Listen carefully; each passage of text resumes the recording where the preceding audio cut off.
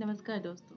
एक बहुत लंबे समय के बाद मैं डायटिशियन अमृता एक बार फिर से आप लोगों का स्वागत करती हूँ कुछ नई जानकारियों के साथ। अक्सर देखा गया है कि महिलाओं में और जो छोटे उम्र के बच्चे होते हैं उनमें बार-बार यूरिनेशन, बार-बार पेशाब जैसा महसूस होना या बार-बार पेशाब होने की समस्या बहुत आम हो गई है आज के डेट में।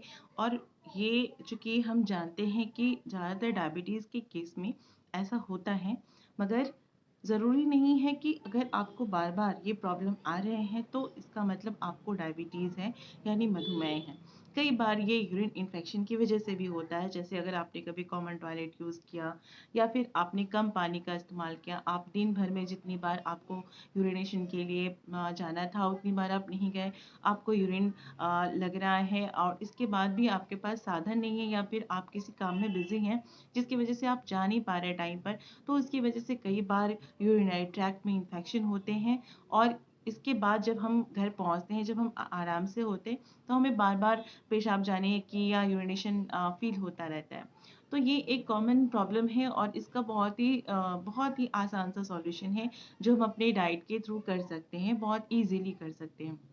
जिन लोगों को बार-बार बहुमूत्र या बार-बार पेशाब आने की समस्या होती है, उन्हें काला तिल 1 चम्मच और 1 चम्मच अजवाइन को एक साथ भूनकर गुड़ के साथ खाना चाहिए और इसका सेवन रोज़ दिन भर में 3 बार करें कम से कम। इससे आपका ये प्रॉब्लम ज़रूर खत्म होगा। साथ ही आप अगर गाजर का रस पीते हैं, तो पेशाब की जलन के साथ-साथ आपका पेट भी ठंडा होगा। और ये गाजर जो है वो आयरन बहुत होता है उसमें, उसमें बीटा कैरोटीन्स होते हैं, तो ये सब चीज़ें आपके शरीर को अंदर से मजबूत बनाएगी। आप जो कमज़ोरी फ़ील होता है ना, जिनमें बहुमूत्र की परेशानी होती है, उन लोगों के कमर में, कमर के नीचे जिसे पेरू कहते हैं या फिर जोड़ों के दर्द हमेशा रहते हैं। इनमें गैस की समस्या भी होती है, कॉन्स्टिपेशन होता है, पेट में दर्द होता है, रात को नींद अच्छे से नहीं आती है। ये सारी कॉमन समस्याएँ हैं जो बहुमूत्र रोगियों में होता है। इसके अलावा आप और क्या कर सकते हैं? इसके अलावा आपको करना है, जैसे अगर आपकी पेशाब में जलन है तो आप लगातार हर रोज़ सलाद खाएँ। सलाद में आप खीरा, ककड़ी, गाजर ऐसी चीज़ों का सेवन कर सकते हैं। इसके साथ ही आप प्याज की डाँट को गाँठ होती है प्याज की, उसको 1 ग्लास पानी में उबाल कर उसको अच्छे से छान कर हल्के से सेंधा नमक या काले नमक के साथ आप उसको पिएँ। ये 1 ग्लास पानी आपके लिए बहुत ज़्यादा फ़ायदेमंद होगा।